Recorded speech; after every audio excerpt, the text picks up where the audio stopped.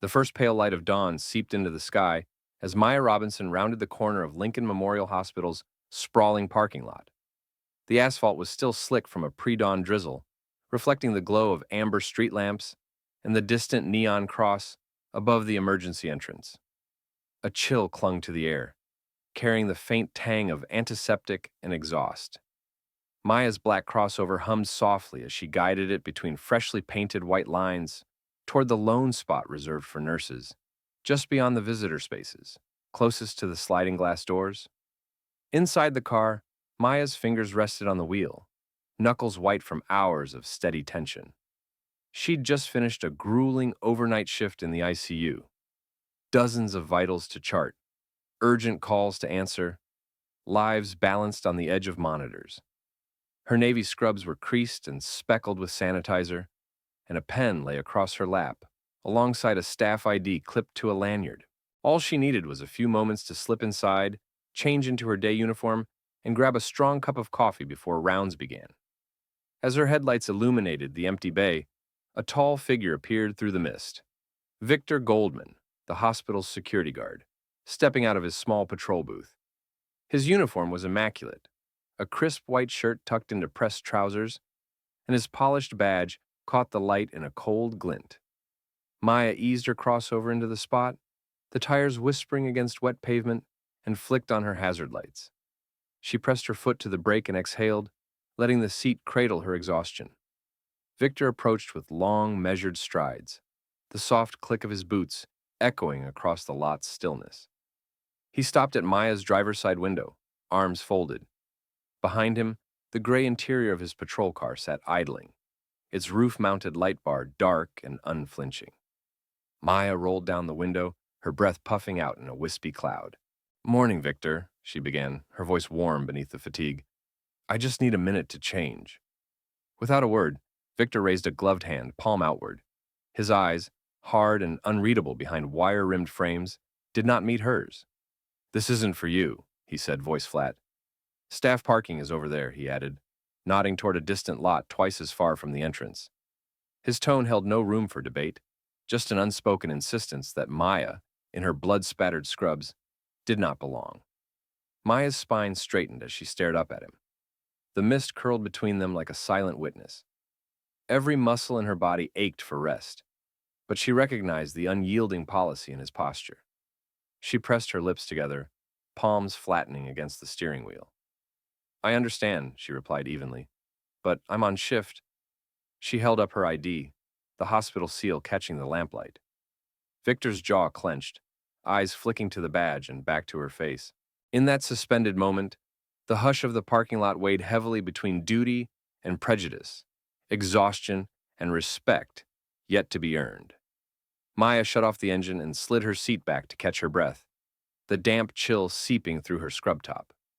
Before she could reach for her badge or the keys to unlock her locker, Victor's heavy boot tapped against the asphalt beside her driver's window.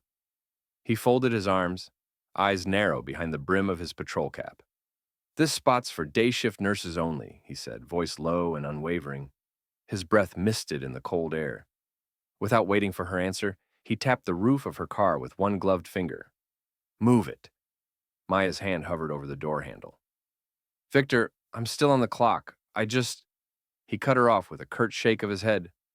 "Hospital policy," he replied. "No exceptions." The distant clang of metal doors opening inside the ER punctuated his words, a reminder that life and death emergencies waited beyond the glass. She pressed her palm flat against the cool glass and met his gaze. "I've been here all night. Intubations, code blues. If I lose this spot, I'll be late for rounds." Her voice quavered only slightly, revealing the exhaustion beneath her practiced calm. Victor's jaw tightened. He tapped his baton against his hip. "Rules are rules," he said. "You've got alternative parking down the road." He tilted his head toward a distant row of guest spaces, their white paint half erased under sludge and fading light. "Take it or risk a tow." Maya inhaled, steadying herself. The hospital's flashing red cross loomed behind him, a beacon for help that seemed to offer her none. She reached into her pocket and withdrew her ID badge, lifting it to the window with deliberate care. The hospital seal caught the glow of the lamppost, casting a pale reflection on Victor's stern face. He glanced down at the badge, then back at her, uncertainty flickering in his eyes for the first time, but his mouth remained a hard line. "That badge doesn't change the policy," he said, though his voice lost some of its certitude. Maya closed her eyes for a heartbeat, picturing the ICU's fluorescent lights, the beeping of monitors, the faces of fragile patients waiting for her. She opened them again, gaze steady. "Victor," she said softly but firmly, "my patients need me. Please, 5 minutes. That's all I'm asking." For a suspended moment, neither of them moved. Vapor drifted between car and guard booth, where Victor's patrol car idled silently. The policy he enforced clashed with the oath she had taken. Finally, Victor's shoulders slumped just a fraction. He raised one hand, this time not in command but in reluctant concession. "Fine," he muttered, voice tight. 5 minutes. Maya exhaled, relief and gratitude washing through her as she reached across to begin dialing her locker code. Victor stepped back, silent now, watching her prepare to sprint inside. In that unspoken truce, exhaustion met professionalism, and the first crack in his rigid resolve appeared beneath the early morning mist.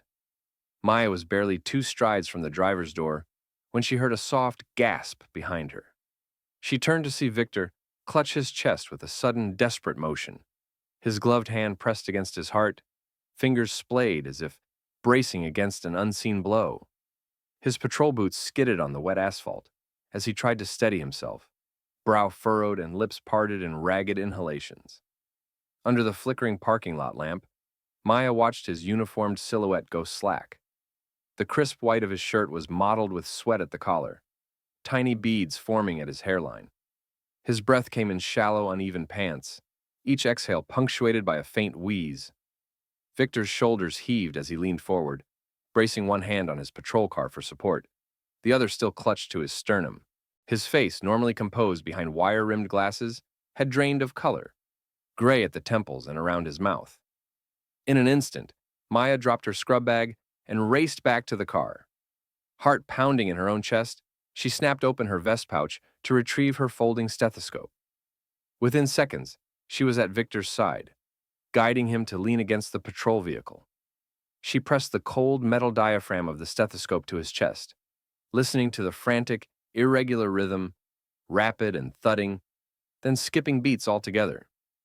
"He's bradycardic," she murmured under her breath, judging by the fluttering pulse against her fingers on his wrist.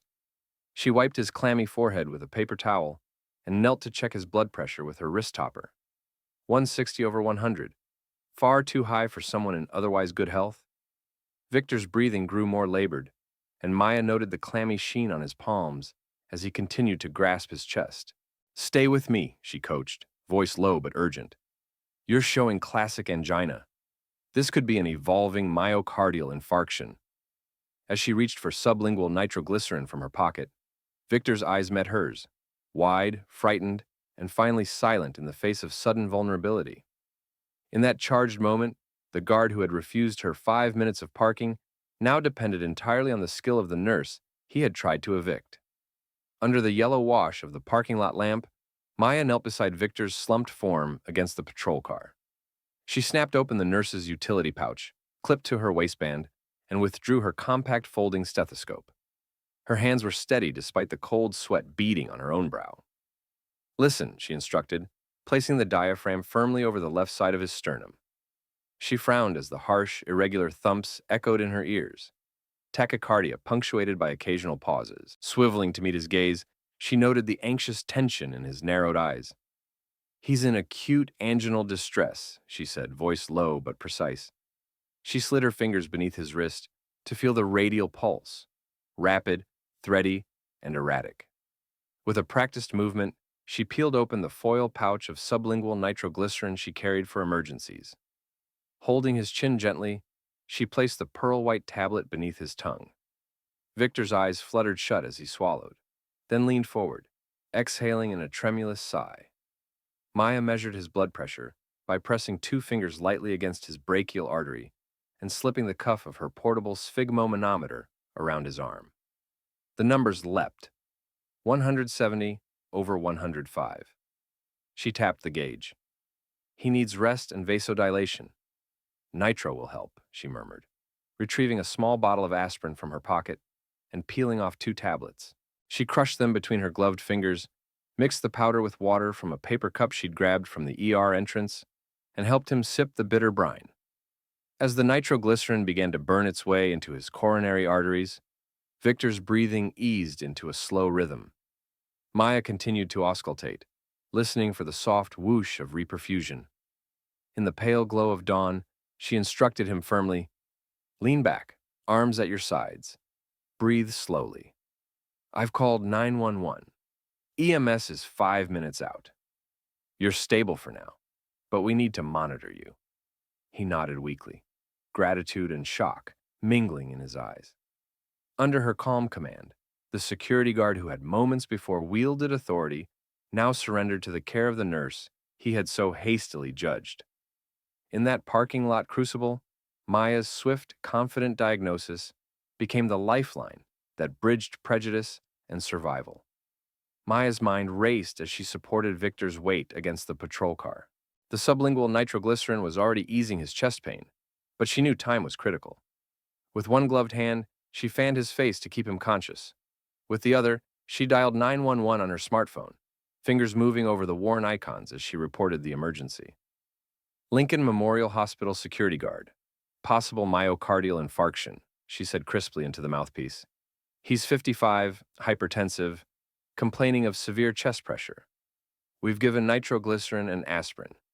Please dispatch ALS. He needs IV access and continuous monitoring. While waiting for confirmation, Maya snapped on a pair of latex gloves and retrieved a disposable blood pressure cuff and stethoscope from her vest pouch. She rechecked his vitals, pulse stabilizing at 90 beats per minute but still irregular, blood pressure now 150 over 95. She listened to his lungs, clear bilaterally, an encouraging sign. A sudden groan from Victor told her the meds were wearing in, but not enough to fully relieve ischemia. She positioned him carefully on the patrol car hood at a slight incline, legs bent at the knees to decrease cardiac workload. Then, from her pocket, Maya pulled out a compact penlight and assessed his pupils, equal and reactive, ruling out neurological compromise. The siren's wail approached, growing louder against the pre-dawn stillness. Paramedics screeched to a halt beside them, doors swinging open. 2 EMTs leapt out, the first with a monitor defibrillator, the second with an IV kit. "Nurse," the lead EMT called, "we've got you." Maya briefed them in rapid-fire succession. He's responsive, current vitals, 150 over 95, P90 irregular. Nitro and 325 milligrams aspirin, given sublingually 10 minutes ago. No allergies. Prepped for IV access. The EMTs moved decisively. One placed leads for a 12-lead ECG. The other started an IV line with lactated ringers, titrated to keep blood pressure stable. As the monitor beeped into life, Maya crouched beside Victor, gently holding his hand. The screen displayed ST segment elevations in leads 2, 3, and AVF, clear signs of an inferior wall MI. The paramedic nodded, eyes grave. "We need to get him to cath lab stat," she said, relaying the finding into her radio. Victor's eyes fluttered open as the gurney slid under him. Maya tucked her stethoscope back into her pouch. "You're in good hands," she promised. He managed a weak nod. With practiced teamwork, the paramedics loaded Victor into the ambulance. Maya stood at the open doors until they were secured. As the vehicle's lights spun and it pulled away, she offered a silent prayer for his safe passage, knowing that her swift intervention in that cold parking lot had bought him the precious minutes needed to survive. The ambulance's red and white lights faded into the early morning haze as Victor was whisked away on a gurney, secured and monitored by the paramedics, who now treated him with the professionalism Maya had shown. Their radio crackled a final update, stable en route to cath lab, before falling silent. Maya stood alone beside her car, heart still pounding from the adrenaline. Her gloved hands were slick with antiseptic and cool from the night air. She watched the ambulance disappear around the corner, its siren now muted, but the urgency lingering in her mind. A single patrol car idled nearby, Victor's partner at the wheel, face drawn with concern, but eyes reflecting profound respect. Maya retrieved her stethoscope and emptied her utility pouch, methodically returning every instrument to its place.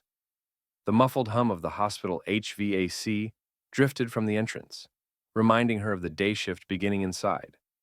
She paused, leaning a shoulder against her crossover, and closed her eyes for a moment. Exhaustion and relief in equal measure. Victor's patrol car door opened, and his partner stepped out. He approached Maya with hesitant steps, uniform crisp but posture unguarded. He offered her a simple nod. No, I'm sorry or thank you in words.